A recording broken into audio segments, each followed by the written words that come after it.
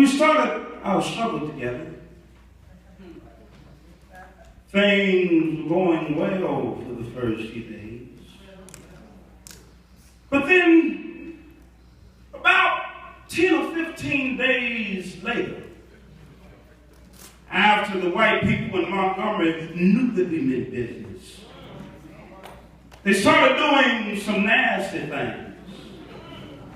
Started making some nasty telephone calls, and it came to the point that some days more than 40 telephone calls had come in threatening my life, the life of my family, and the life of my children. Tell you, took it for a while in a strong manner. But I never will forget one night, very late.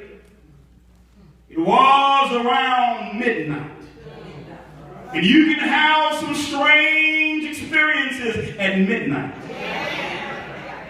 I'd been out meeting with the steering committee all that night. Came home, my wife was in the bed, and so I immediately crawled in the bed to get some rest, to get up early the next morning, to try to keep things going, and immediately the telephone started ringing. I picked it up. On the other end was an ugly voice. That voice said to me in substance, it said, "Nigga, we are tired of you and your mess now. You are out of this town in 3 days. We're going to blow your brains out and blow up your house." Tell you, I'd heard these things before. For some reason that night it got to me. I turned over and I tried to sleep, but I couldn't sleep. I was frustrated. I was bewildered. Then I got up and went back to the kitchen and started warming some coffee, thinking that coffee would give me a little relief. Then I started thinking about many things. I pulled back on the theology and philosophy that I had just studied in the universities, trying to give philosophical and theological reasons for the existence and reality of sin and evil, but the answer didn't quite come there. Sat there, I thought about beautiful little daughter who had just been born about a month earlier.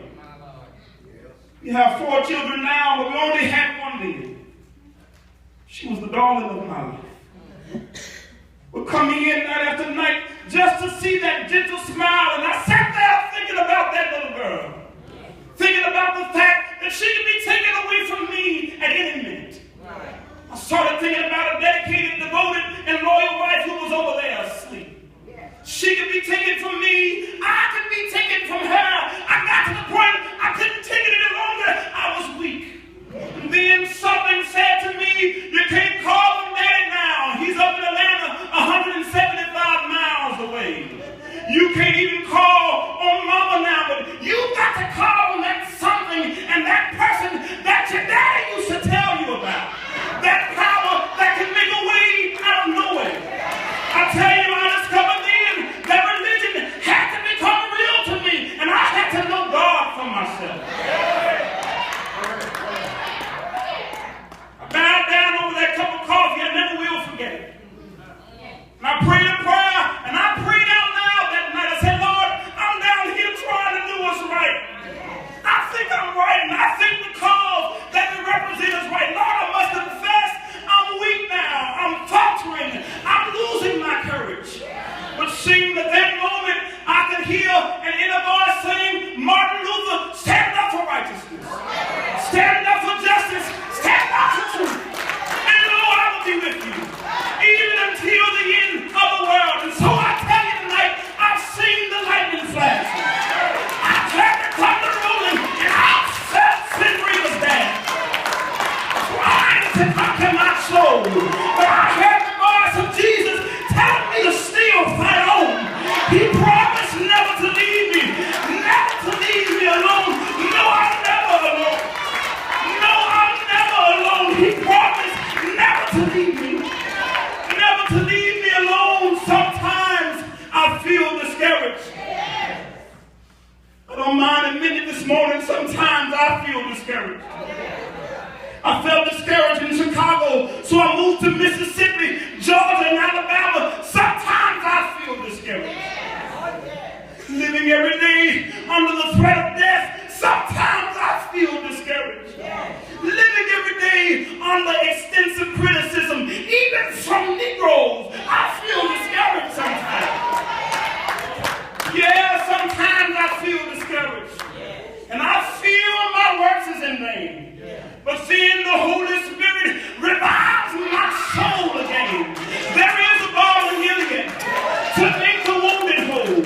There is a balm in Gilead to heal the sin-sick soul. No, I'm never alone. Talked about sometimes, but I'm never alone. Misunderstood sometimes, but I'm never. They stabbed me in my chest, but I'm never alone. Born in my house, but I'm never alone. Thrown in jail sometimes, but I'm never alone. They want to see me dead, but I'm never alone. He promised never to leave me. I've been young, but now I'm old, and I've never seen the righteous forsaken. He promised never to leave me, never to leave me alone. God bless you.